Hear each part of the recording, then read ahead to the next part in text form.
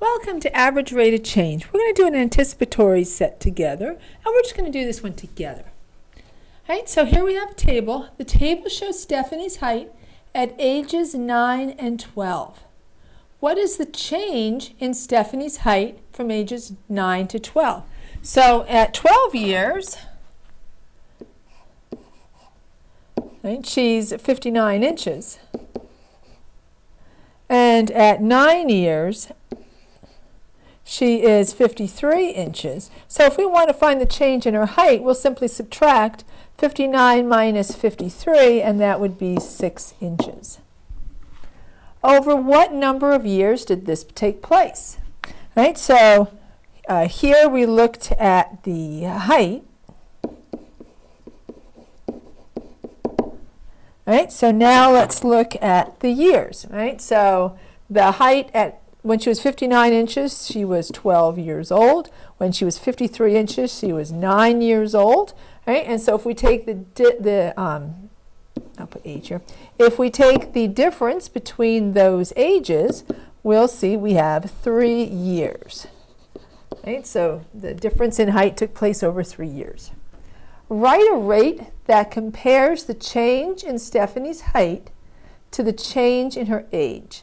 Express your answer as a unit rate and explain its meaning. So a unit rate, so 1 is a unit. So a unit rate has 1 in the denominator.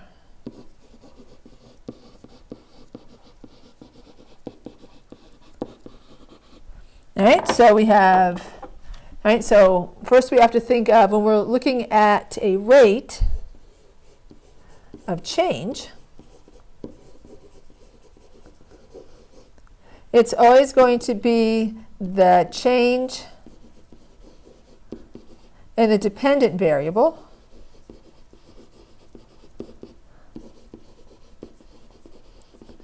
over the change in the independent variable.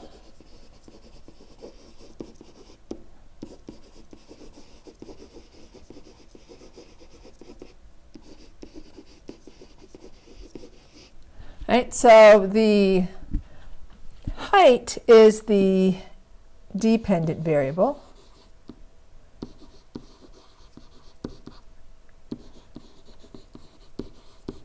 And our age is the independent variable. I'll just abbreviate. And if you're not sure, just think about which one depends on the other. Does her age change because she grows? Or does she grow as she gets older? Right? So the height depends upon her age. Right? So the change in the dependent variable, that's the change in the height. So that's 6 inches. And then the change in years is 3 years. Now, one other thing I forgot to mention is that it has 1 in the denominator and has units. We have to have units on both parts. All right, so we can reduce this, and we can reduce this to 2 inches per year. We've got 1 in the denominator, right, and we've got the units. And the units are in terms of the units in the numerator divided by the units in the denominator. All right, so what does this mean? She grew, we'll put it right here, Stephanie grew 2, let me write that nicer, 2 inches per year from ages 9 to 12. Now, does that mean she grew the exact same amount each year? Not necessarily. It just means over the course of those 3 years, that rate of change was 2 inches per year. And so we're going to be looking at average rate of change. And we're going to be looking at, this is probably a nonlinear function. We don't have enough data points to know, but people don't grow the same amount their entire life. And we're going to be looking, so we're going to be looking at linear and nonlinear. And we're going to start off with some linear. And I did post the notes for you. So first of all, let's talk about what average rate of change is. So average rate of change, a rate of change that describes how one quantity changes in relation to another. A rate of change is usually expressed as a unit rate. And we learned what that was on the previous page. Right? So unit rate, 1 in the denominator. And with units, if what we're talking about has units. Right? If we're talking real world, we'll have units. If we're just looking at the rate of change in a function, we may not have it be a unit rate, and we may not have units. We can find average rate of change from a table of values, given two values, from an equation, a graph, or a table of values. Right? So we're going to be doing, also I had table of values twice. Well, that must have been a good one. All right, well, we're going to be doing all of those things.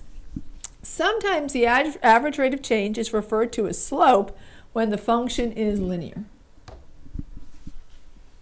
Just a reminder of slope. Right? So what is slope for a linear function? The slope of a line measures the steepness of the line. It is sometimes called rise over run.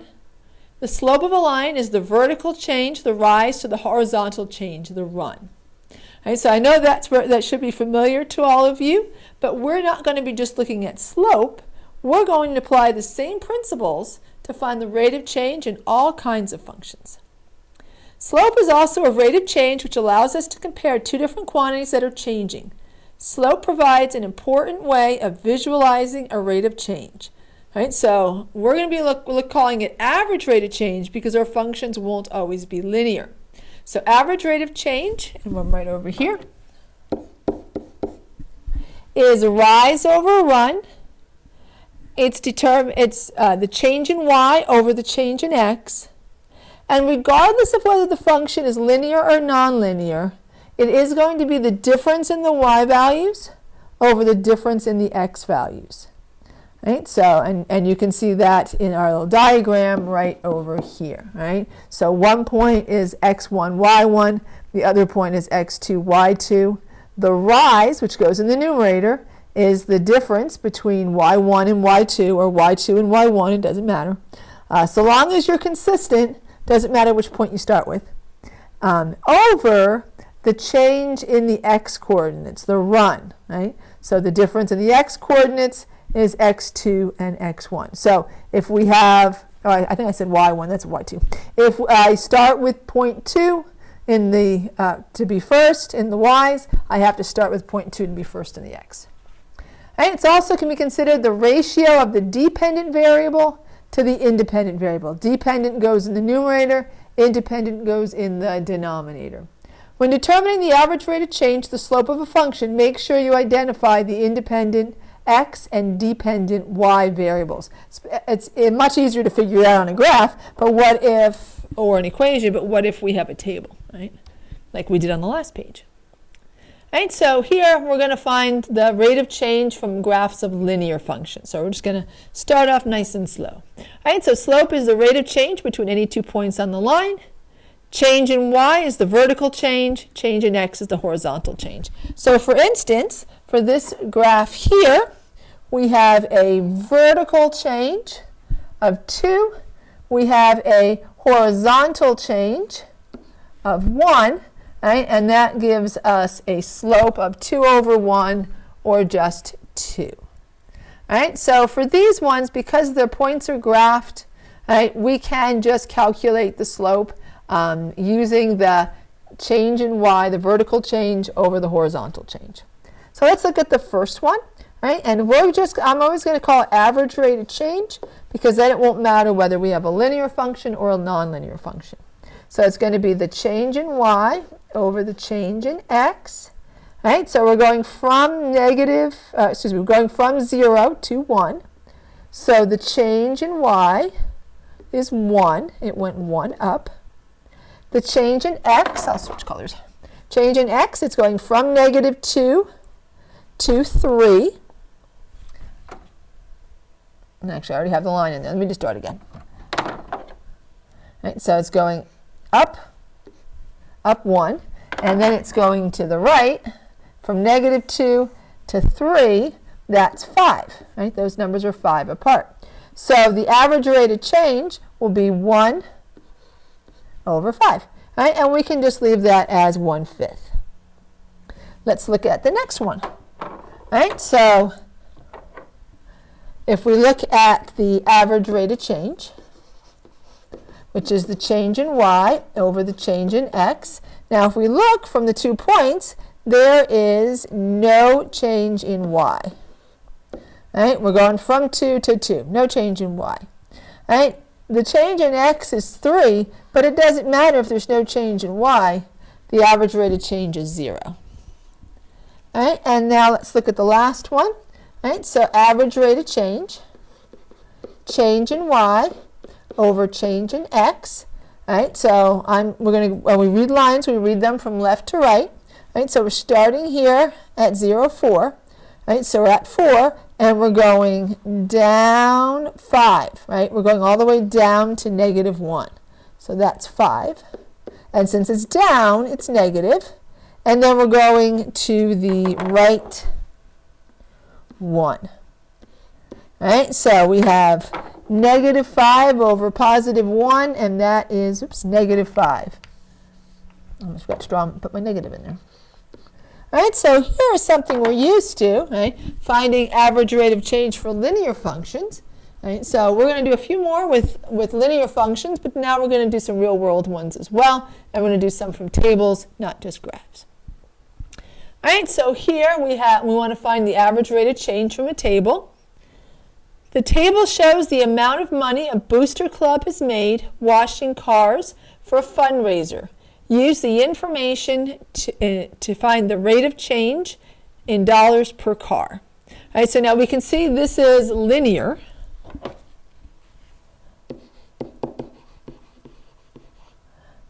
And that's because there's a constant rate of change.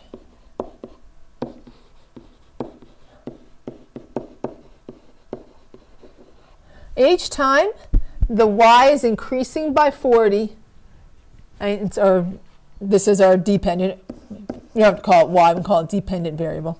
But the dependent variable is increasing by 40, while the independent variable is increasing by 5, right? So the dependent variable increases by 40, while the independent variable increases by 5. And you may be wondering, how do we know which is dependent, which is independent? Well, how much money they make depends on how many cars they wash, right? Not the other way around.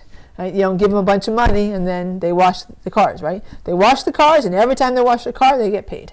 All right, so which is the independent variable? The number of cars is the independent variable.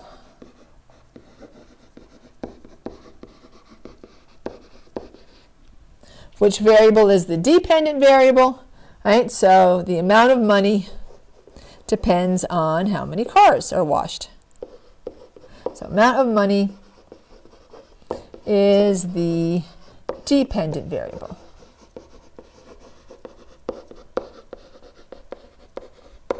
So now we want to find the average rate of change, and we're going to make that, it says find the rate of change in dollars per car. So that's a unit rate.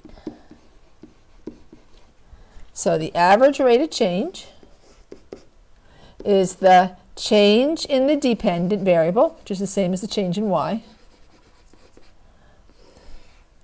over the change in the independent, which is the same as the change in x.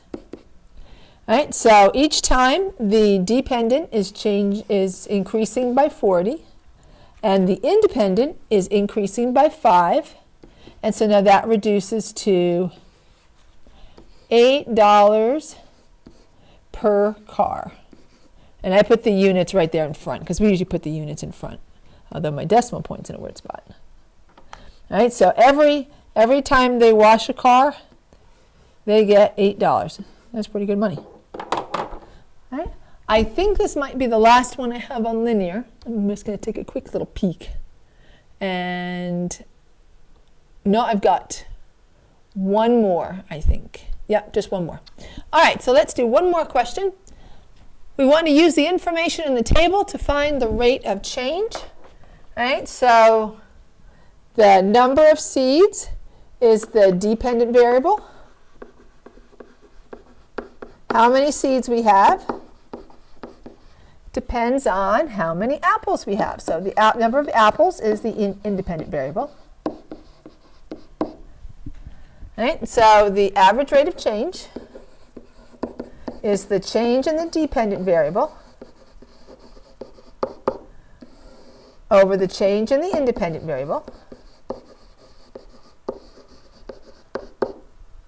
Right? So that means the average rate of change. Right? So we can go between any 2 points. So we'll go between these two. All right? So we have 70 minus 30, because the seeds is the dependent. And then I started with 70, so I'm going to have to start with 7, right? So we can call that y2, y1, and therefore this is x2, x1. So divided by 7 minus 3, all right? And so 70 minus 30 is 40. 7 minus 3 is 4, so that is 10, and that would be 10 seeds per apple. By the way, 10 is also the same as 10 over 1, right? So the correct answer here is A. The only problem with 40 over 4 is they didn't reduce. And we always want to reduce to lowest terms. We won't always make it a unit rate, but we always will reduce. And these two here have change in independent over change in dependent, right? And this is wrong. It's the other way around. All right? So that's the end of average rate of change for linear functions. In the next videos, we're going to look at some nonlinear functions. All right, thanks for watching. Bye for now.